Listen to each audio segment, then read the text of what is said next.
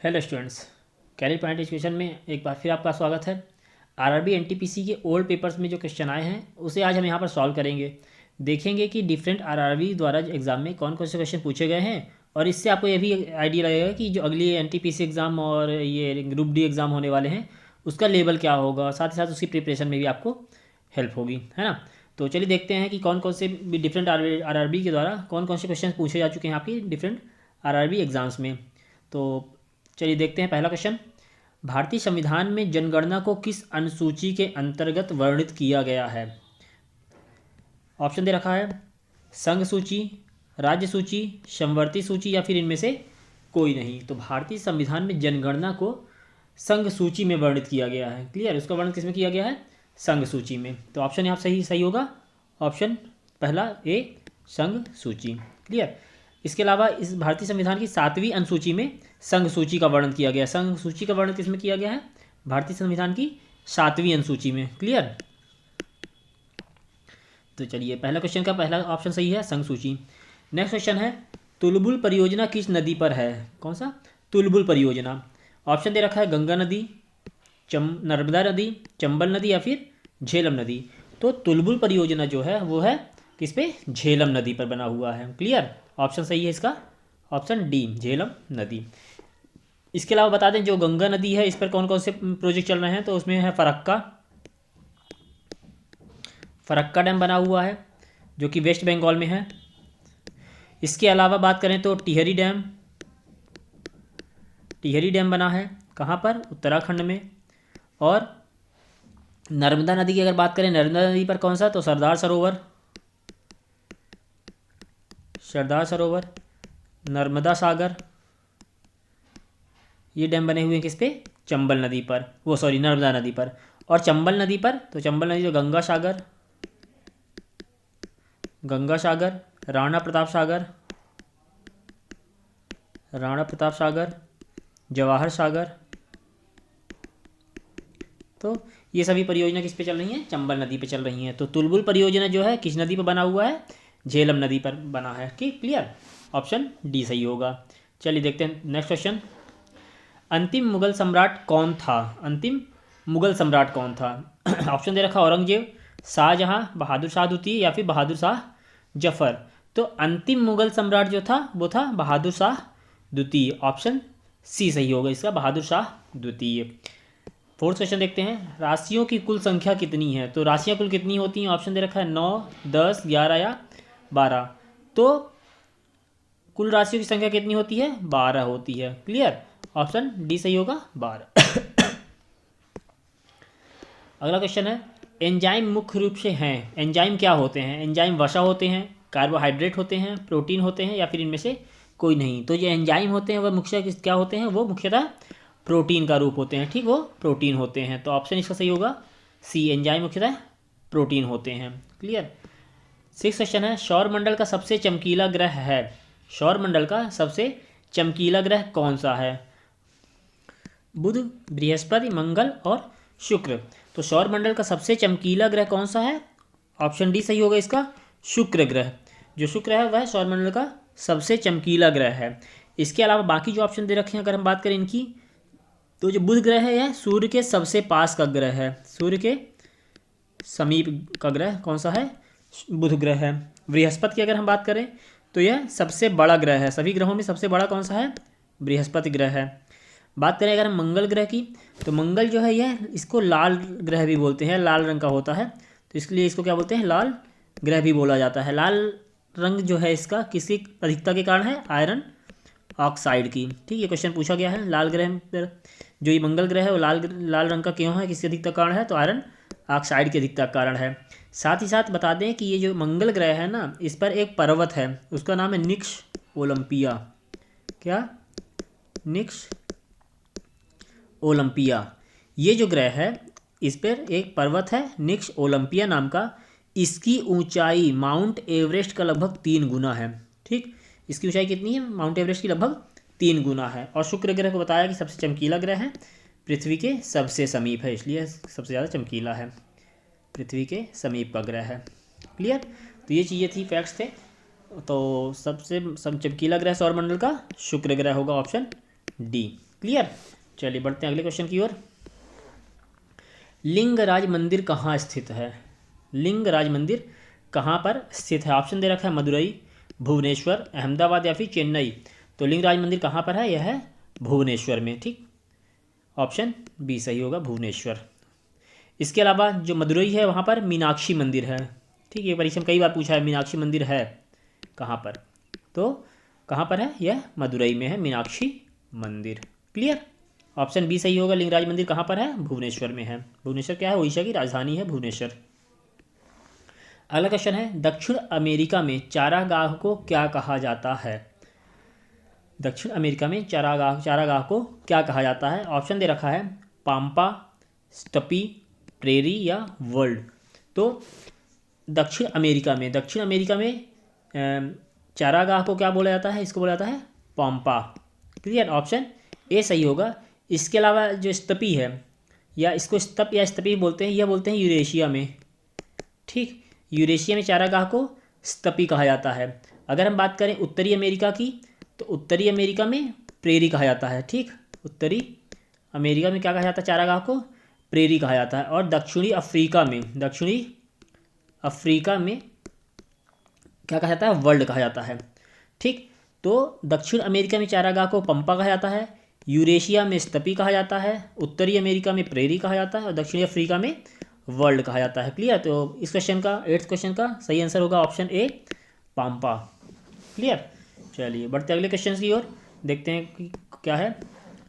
भारत में सर्वप्रथम स्वर्ण मुद्राएं किसने चलाई थी? तो भारत में सबसे पहले स्वर्ण मुद्राएं किसने चलाई थी? ऑप्शन दे रखा, कुषाणों ने, यूनानियों ने, अफगानियों ने या फिर यहूदियों ने। तो भारत में सर्वप्रथम स्वर्ण मुद्राएं चलाने का काम किन्होंने किया था?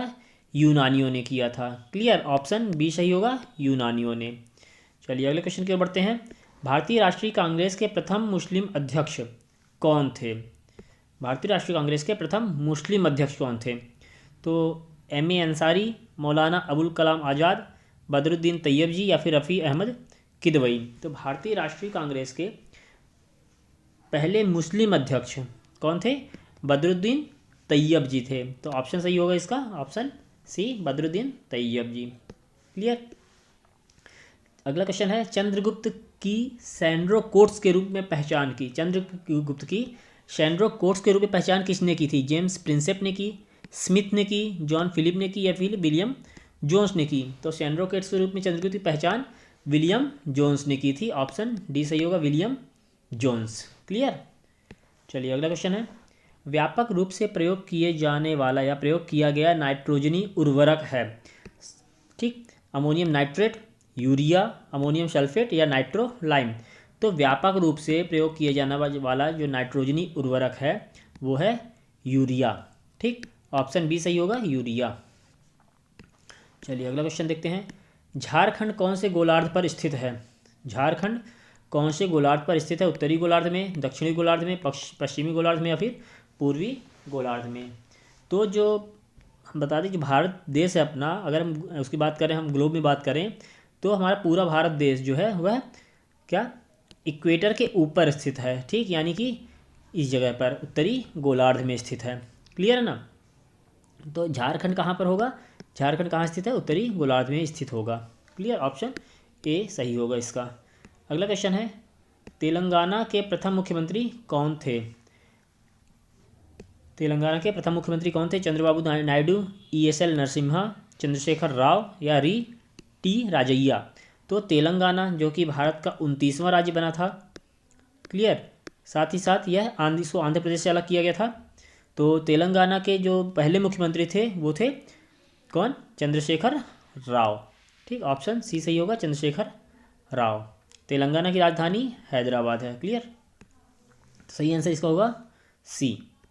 अगला क्वेश्चन है, भारतीय रेलवे को कितने जोन में संगठित किया गया है? ठीक, भारतीय रेलवे को कितने जोन में संगठित किया गया? ऑप्शन दे रखा 16, 17, 7 या फिर 9। तो भारतीय रेलवे कितने जोन में विभाजित किया गया है? 17 जोन में विभाजित किया गया, फिर संगठित किया गया जो बोलना है।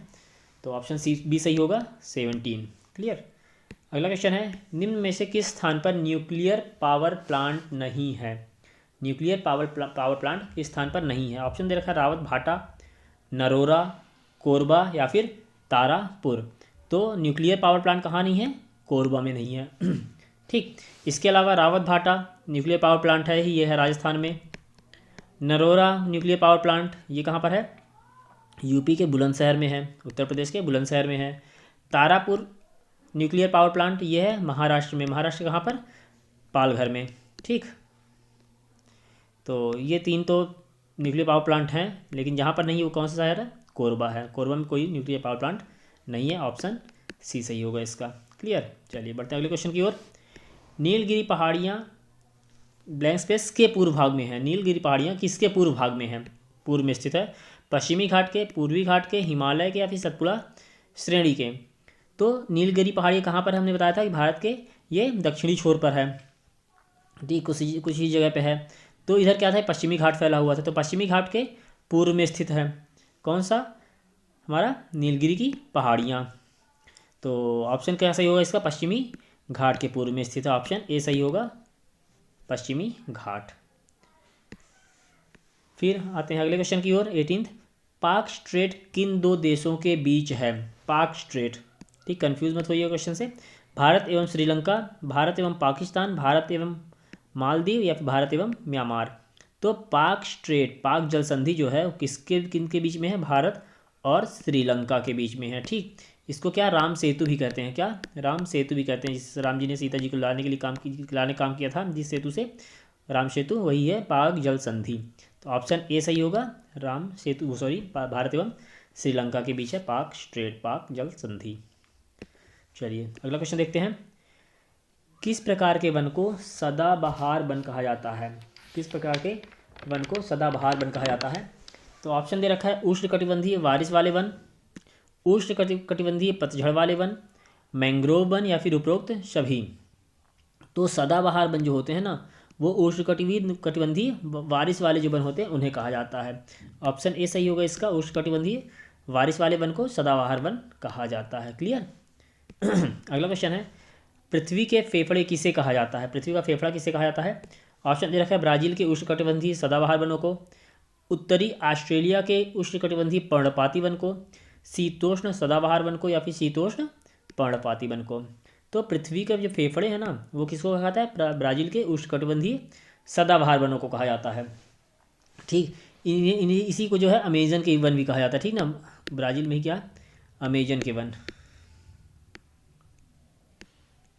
अमेजन। ठीक, तो ये क्वेश्चन आता है कि पृथ्वी का फेफड़ा किसे कहा जाता है? तो अमेजन वन को कहा जाता है। इसके अलावा ब्राज़ील के उष्णकटिबंधीय सदाबहार वनों को भी कहा जाता है। दोनों एक ही चीज़ है, केवल नाम का फ़र्क है। चलिए देखते हैं इसमें तो सही आंसर था इसका, ऑप्शन ए, ब्राज़ील के उष्णकटिबंधीय सदाबहार वन। अगला क्वेश्चन देखते हैं, अकबरनामा का रचयिता कौन है? अकबरनामा की रचना किसने की है? अमीर खुसरो, बीरबल, अबुल फजल या फिर टोडरमल? तो अकबरनामा की रचयिता कौन है? अबुल फजल हैं, ऑप्शन सी सही होगा, अबुल फजल। अगला क्वेश्चन, रजिया सुल्तान किसकी पुत्री थी? ठीक, पहली मुस्लिम शासिका रजिया सुल्तान किसकी पुत्री थी? ऑप्शन इल्तुतमिश, अलाउद्दीन खिलजी, बहलोल लोदी या फिर गियासुद्दीन तुगलक? तो रजिया सुल्तान जो है वह इल्तुतमिश की पुत्री थी, ऑप्शन ए सही होगा, इल्तुतमिश। 23rd क्वेश्चन, किताबुल हिंद शीर्षक नाम से ऐतिहासिक विवरण का रचनाकार कौन है? कुल मिला के ये क्वेश्चन बोल रहा है किताबुल हिंद की रचना किसने की है? किताबुल हिंद की रचना किसने की है? अकबर, अल बरूनी, बाबर या फिर हुमायूं?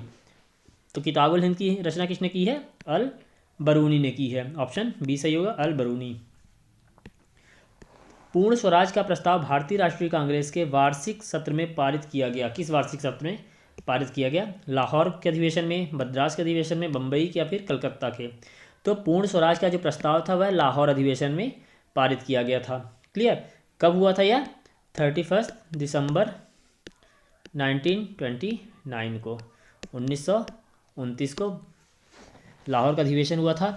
इसकी अध्यक्षता किन्होंने की थी? इसकी अध्यक्षता किए थे पंडित जवाहरलाल नेहरू ने। पंडित जवाहरलाल नेहरू ने इस सत्र की अध्यक्षता की थी। इसी में पूर्ण स्वराज का प्रस्ताव पारित हुआ था। साथ ही साथ रावी नदी के तट पर भारतीय स्वाधीनता का पहली बार झंडा फहराया गया था।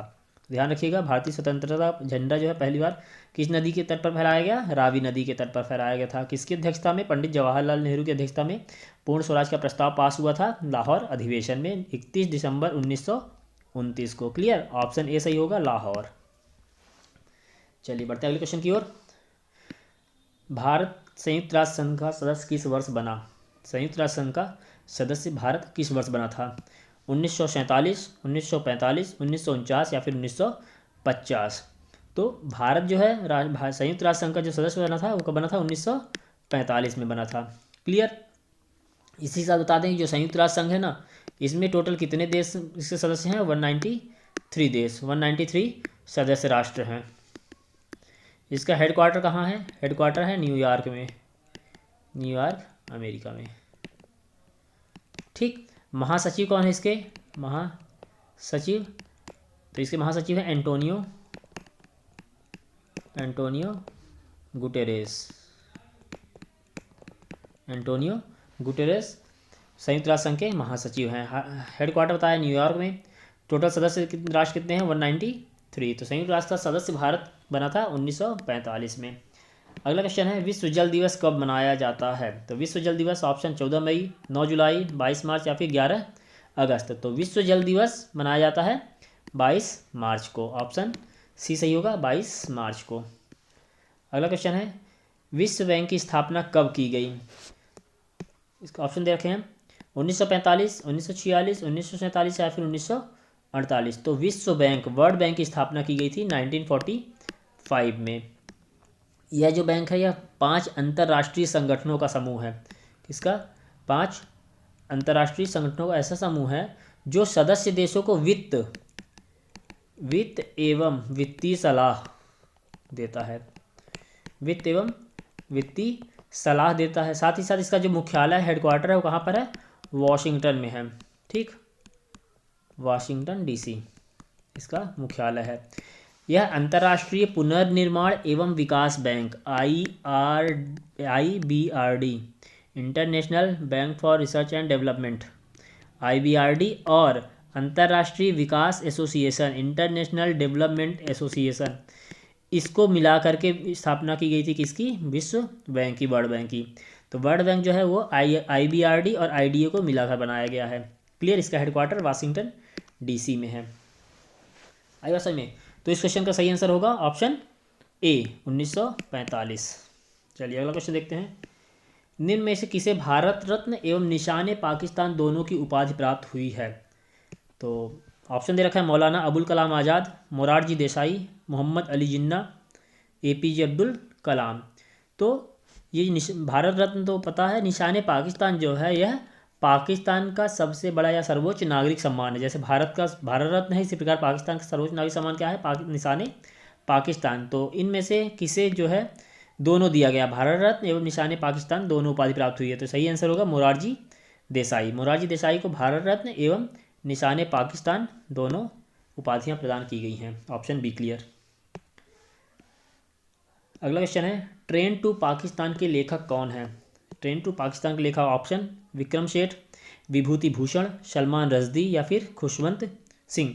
तो ट्रेन टू पाकिस्तान के लेखक कौन है? खुशवंत सिंह हैं। क्लियर, ऑप्शन डी सही होगा, खुशवंत सिंह। चलिए देखते हैं आज का अंतिम क्वेश्चन। श्रृंगेरी, बद्रीनाथ, द्वारका एवं पुरी स्थित चारों मठों का निर्माण किसने कराया था?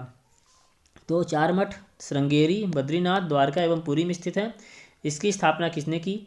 अशोक ने कराई, आदि शंकराचार्य ने, माधव विद्यारण्य ने या फिर रामानुज ने। तो इन चारों मठों की स्थापना आदि शंकराचार्य ने किया था। ऑप्शन बी सही होगा, आदि शंकराचार्य। क्लियर। तो ये थे हमारी आज की क्लास में क्वेश्चंस इंपॉर्टेंट। ये सभी क्वेश्चन RRB में जो डिफरेंट RRBs हैं 17 जून बताया उनकी जो परीक्षाएं होती थी उनमें कभी ना कभी क्वेश्चन पूछे गए हैं और बहुत ही इंपॉर्टेंट क्वेश्चन है। केवल RRB परीक्षा में नहीं बल्कि SSC या फिर NCL एग्ज़ाम, स्टेट एग्ज़ाम जो वैकेंसी आती है उसमें हर परीक्षाओं में इस प्रकार के क्वेश्चन आते हैं। तो ये बहुत ही कॉमन क्वेश्चन है, बहुत ही इंपॉर्टेंट क्वेश्चन है जो कि आपको कभी ना कभी परीक्षाओं में देखने को मिलेंगे ही। तो इसको अच्छे से आप करिएगा। इसके बाद भी आगे भी हम इस टाइप क्वेश्चन ले आएंगे जो कई परीक्षाओं में पूछे जा चुके हैं। तो चैनल के साथ जुड़े रहिए।